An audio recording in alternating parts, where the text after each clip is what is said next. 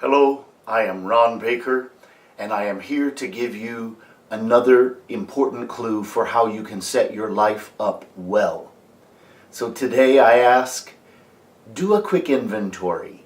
Do you already have certain decisions or principles that you've made a decision about that determine who you choose to be as you go through your life?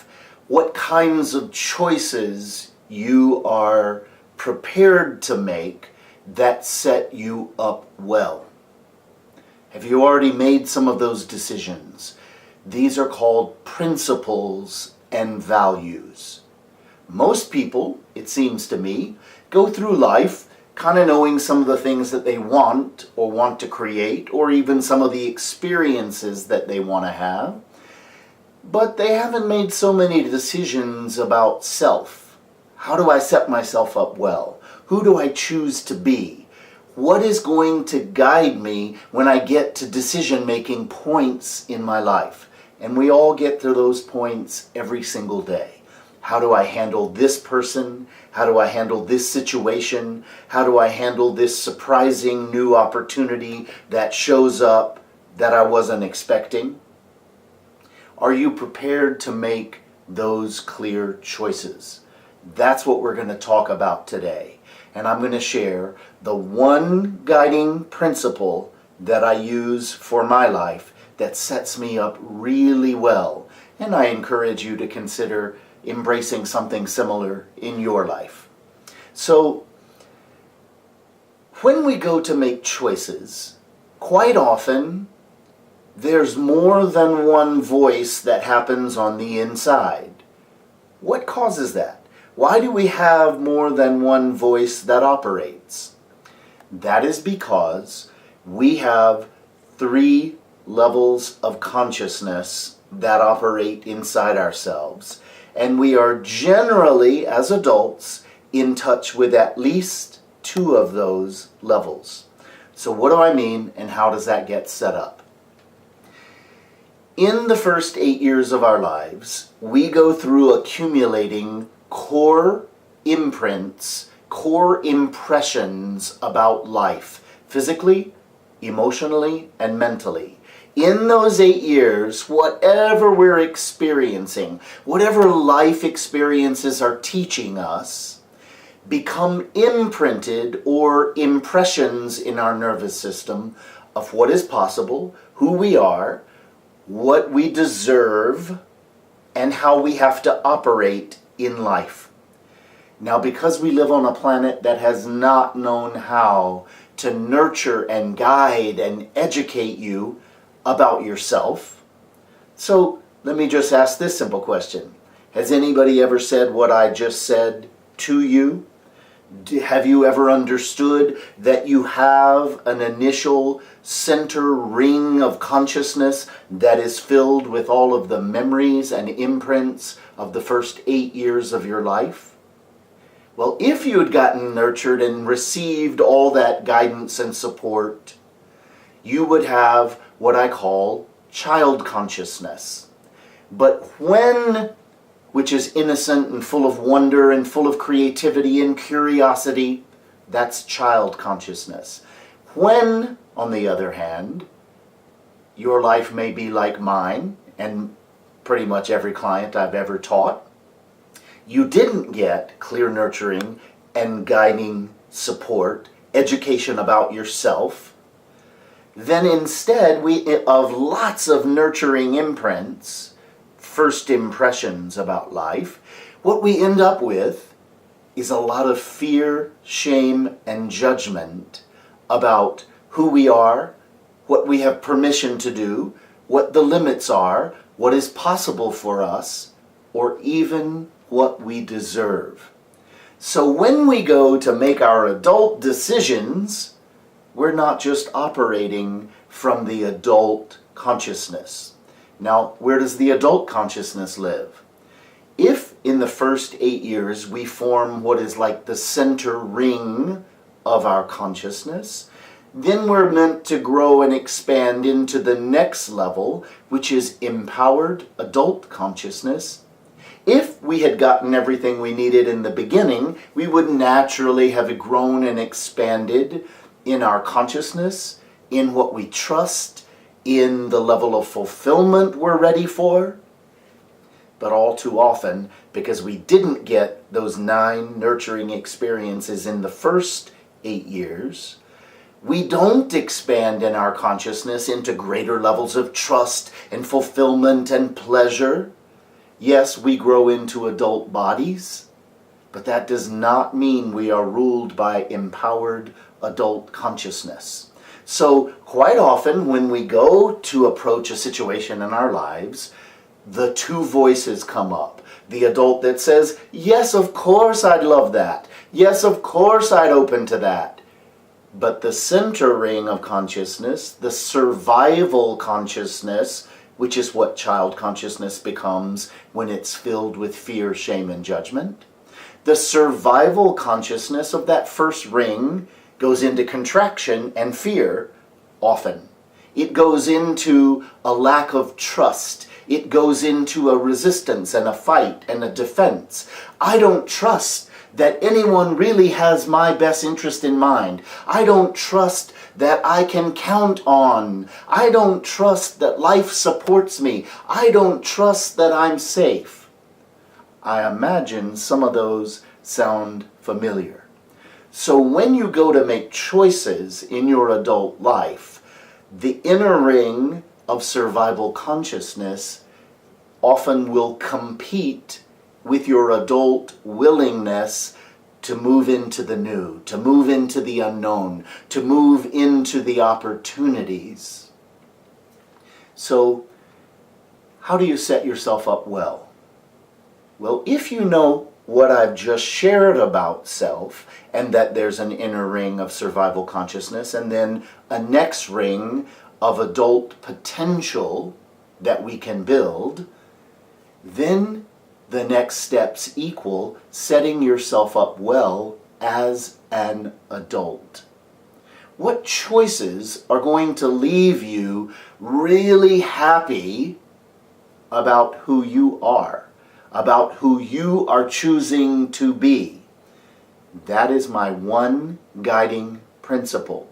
Rather than getting caught up in shoulds and shouldn'ts and projections and have-tos, no, I just go, what choices can I make that will set me up well to feel really good about myself once I've made these decisions, once I've moved through this next day?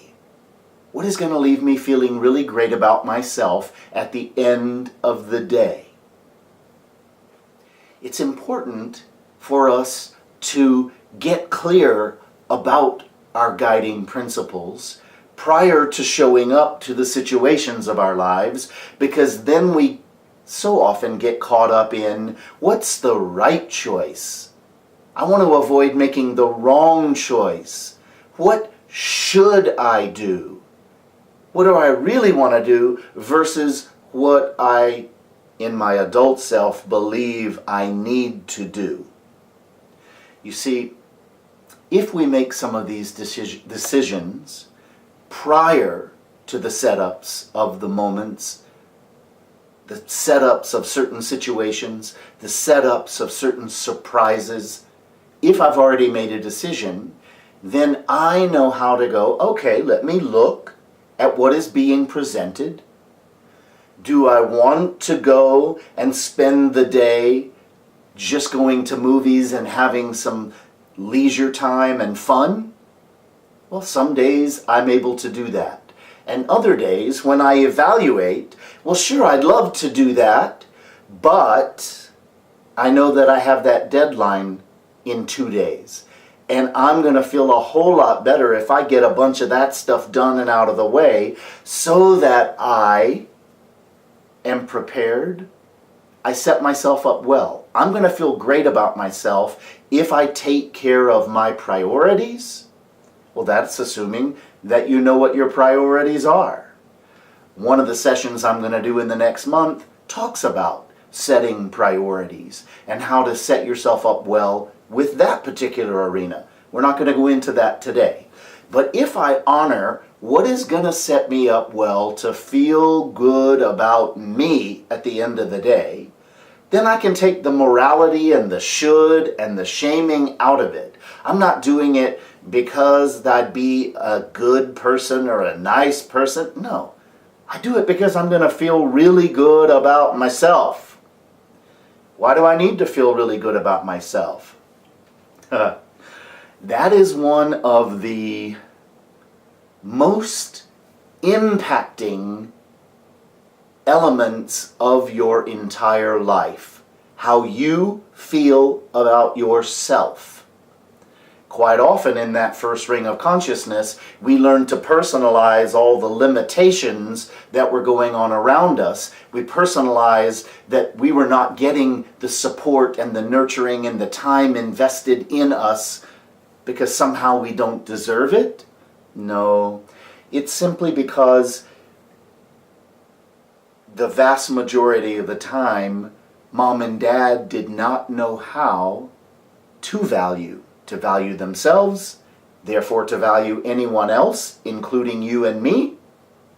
They didn't know how to set themselves up well, and you are left with whatever impressions about yourself from those first 8 years, which forms a huge limit for most people.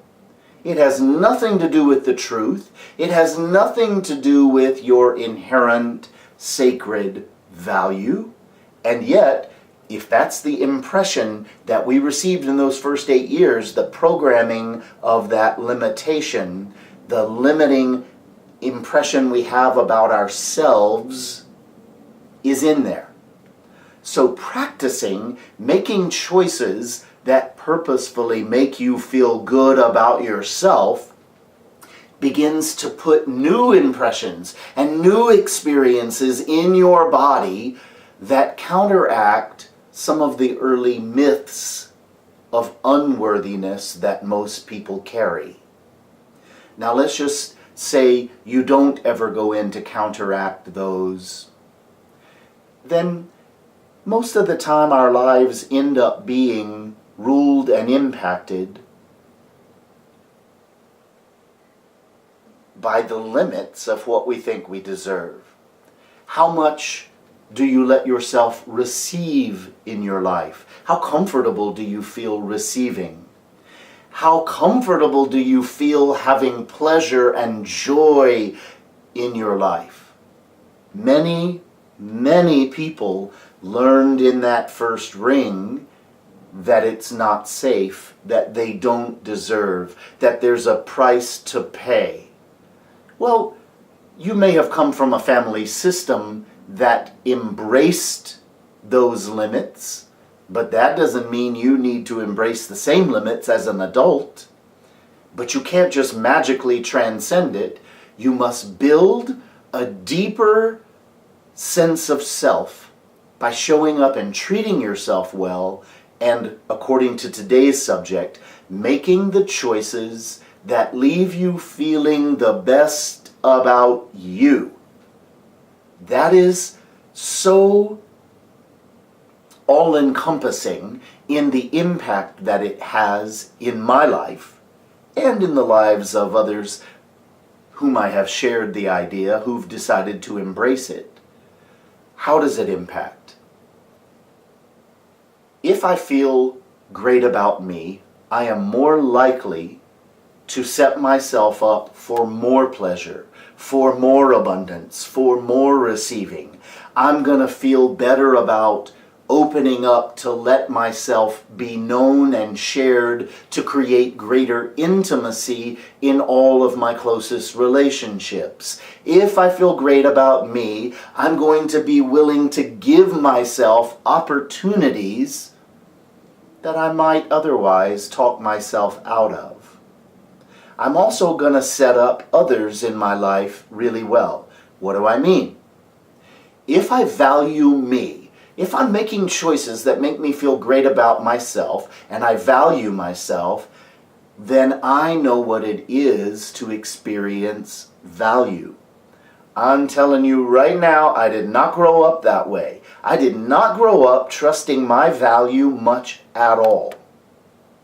But as an adult, I have turned it around, I have nurtured the old wounded impressions, and I have practiced building more and more choices that left me feeling great about me. So I have built a new resonance. I have built and accumulated tons more experiences and imprints that reinforce my value. Well, if I know how to value myself, then I know how to make choices that also include valuing you, valuing the people I care about, valuing others, valuing my fellow man. The bottom line is, you set yourself up really well across the board when you start from a place of valuing self, making choices that set you up to feel really good about yourself. Let's look at a couple of other examples.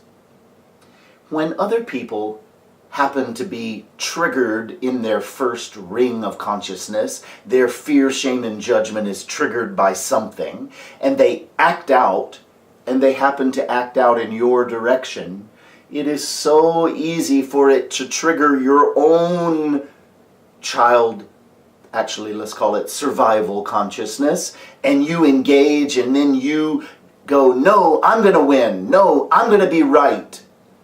Well, even if you are right in the name of making someone else wrong, you don't necessarily come out of that situation feeling better about yourself.